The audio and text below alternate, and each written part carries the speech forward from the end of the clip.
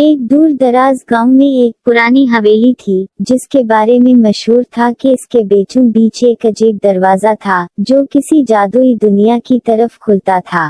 کوئی نہیں جانتا تھا کہ اس کے پیچھے کیا ہے، مگر گاؤں کے بزرگوں کا کہنا تھا کہ جو بھی اس دروازے کو عبور کرتا ہے وہ کبھی واپس نہیں آتا یا پھر اس کی زندگی ہمیشہ کے لیے بدل جاتی ہے۔ اسی گاؤں میں ایک حامد صاحب بھی رہتے تھے جو اپنی بیوی، بیٹا اور بہو کے ساتھ ایک چھوٹے سے گھر میں رہتے تھے۔ حامد صاحب بہت محنتی انسان تھے۔ یہ خاندان اپنی زندگی میں کچھ اہم مسائل کا سامنا کر رہا تھا اور ہر ایک کی اپنی خواہش تھی جو وہ پوری کرنا چاہتا تھا۔ حامد ایک محنتی آدمی تھے، مگر بڑھاپے کی وجہ سے اب ان کے جسم میں پہلے جیسی طاقت نہ رہی تھی۔ وہ چاہتے تھے کہ اس کی جوانی واپس آ جائے تاکہ وہ اپنے خاندان کا پہلے کی طرح خیال رکھ سکیں۔ حامد صاحب کی بیوی، جن کا نام زہرا تھا، زہرا ایک نرم دل اور محبت کرنے والی ماں اور ساس تھی، لیکن وہ اپنے بیٹے اور بہو کے درمیان بڑھتی ہوئی دوریوں سے پریشان تھی۔ وہ چاہتی تھی کہ اس کا خاندان پھر سے پہلے کی طرح خوشحال اور متحد ہو جائے۔ حامد صاحب کا بیٹا، جس کا نام فرحان تھا، فرحان ایک نوجوان اور خود مختار شخص تھا جو اپنے خوابوں کو پورا کرنے کے لیے بے چین تھا۔ اس کی خواہش تھی کہ وہ بہت زیادہ دولت مند ہو جائے تاکہ وہ اپنے خاندان کی زندگی بدل سکے۔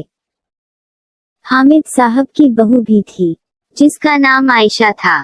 عائشہ ایک سادہ اور پرخلوص لڑکی تھی جو چاہتی تھی کہ اس کے اور فرحان کے درمیان محبت کا رشتہ مضبوط ہو جائے، جیسا کہ شادی کے ابتدائی دنوں میں تھا۔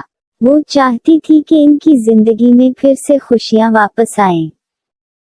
ایک دن یہ خاندان جنگل میں راستہ بھول گیا اور اسی پرانی حویلی کے قریب پہنچ گیا جس کے بارے میں عجیب غریب کہانیاں سننے کو ملتی تھی۔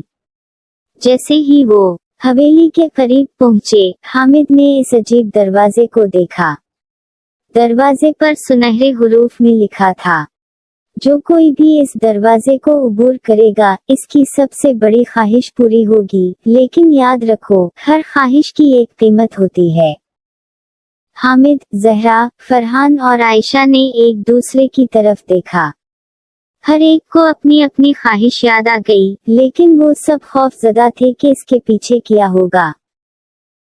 آخر کار حامد نے دروازے کو کھولا اور سب اندر داخل ہو گئے۔ اندر ایک عجیب اور جادوئی دنیا تھی جہاں ہر طرف روشنی اور سکون تھا، مگر ہر قدم پر ایک نئی آزمائش ان کا انتظار کر رہی تھی۔ سب سے پہلے ان کے سامنے ایک جادوئی آئینہ آیا۔ اس آئینے میں ہر کسی کو اپنی سب سے بڑی خواہش نظر آنے لگی۔ حامد نے دیکھا کہ وہ پھر سے جوان اور طاقتور ہو چکا ہے، زہرا نے دیکھا کہ ان کا خاندان ایک ساتھ ہنسی خوشی رہ رہا ہے، فرحان نے دیکھا کہ وہ بہت امیر ہو گیا ہے، اور عائشہ نے دیکھا کہ فرحان پھر سے اسے دل کی گہرائیوں سے چاہنے لگا ہے۔ اچانک ان کے سامنے ایک جادوگر نمودار ہوا اور بولا، تمہاری خواہشیں پوری ہو سکتی ہیں، لیکن ہر خواہش کی قیمت چکانی ہوگی۔ کیا تم اس قیمت کو ادا کرنے کے لیے تیار ہو؟ حامد نے پوچھا، کیا قیمت ہوگی؟ جادوگر نے کہا، تم اپنی زندگی کے قیمتی لمحے قربان کرو گے۔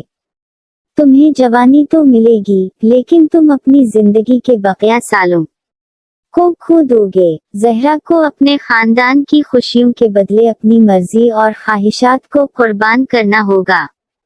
فرحان کو دولت ملے گی، لیکن اس دولت کے بدلے وہ اپنی زندگی کے سکون اور محبت کو کھو دے گا۔ اور عائشہ، تمہیں محبت ملے گی، لیکن تمہاری خواہشات اور خواب فرحان کی کامیابی کے پیچھے دب جائیں گے۔ یہ سن کر سب کے دلوں میں خوف اور تذبذب پیدا ہو گیا۔ وہ جانتے تھے کہ خواہشات تو پوری ہو جائیں گی، مگر قیمت بہت بڑی ہوگی۔ حامد نے اپنے بیٹے اور بہو کی طرف دیکھا اور کہا، خاندان کی خوشی اور محبت پیسے اور جوانی سے زیادہ قیمتی ہے۔ زہرا نے کہا، ہمیں ایک دوسرے کی قربانیوں کو سمجھنا ہوگا اور اسی میں ہماری خوشی ہے۔ سب نے مل کر جادوگر کو کہا کہ انہیں اپنی خواہشات نہیں چاہیے، وہ صرف اپنے خاندان کی خوشیاں واپس چاہتے ہیں۔ جادوگر نے مسکراتے ہوئے کہا، تم نے صحیح فیصلہ کیا۔ اصل خوشی قربانی اور محبت میں ہے، نہ کہ دولت یا جوانی میں۔ جادوئی دروازے نے انہیں سکھایا کہ دنیا کی سب سے بڑی دولت محبت، اتحاد اور قربانی ہے۔ اس کہانی سے یہ سبق ملتا ہے کہ خواہشات کو پورا کرنے کی چاہ میں بعض اوقات ہم ان چیزوں کو نظر انداز کر دیتے ہیں جو ہماری زندگی میں سب سے زیادہ اہم ہوتی ہیں۔